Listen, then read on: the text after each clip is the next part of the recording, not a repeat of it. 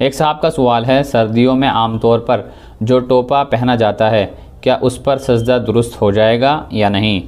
नमाज में सजदे में अपनी पेशानी को खुला रखना मुस्तहब है और बिला ज़रूरत मजबूरी के बग़ैर पेशानी को ढांपना ये मकरूह है।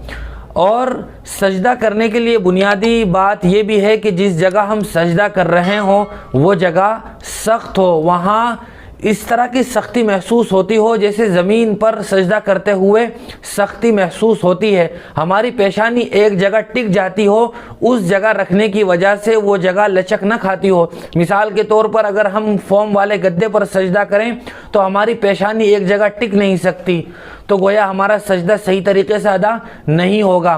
टोपे में भी अगर यही बात है कि उसमें लचक आ जाती है, हमारा सही तरीके से पेशानी का हिस्सा ज़मीन पर टिकता नहीं है, तो फिर टोपे के साथ भी सजदा नहीं करना चाहिए। लेकिन अगर सख्ती के साथ टोपा ज़मीन से चिपक जाता है, किसी किस्म की कोई लचक नहीं होती है, तो फिर गुंजाइश होगी, उसके साथ भी सजदा किया जा सकता है।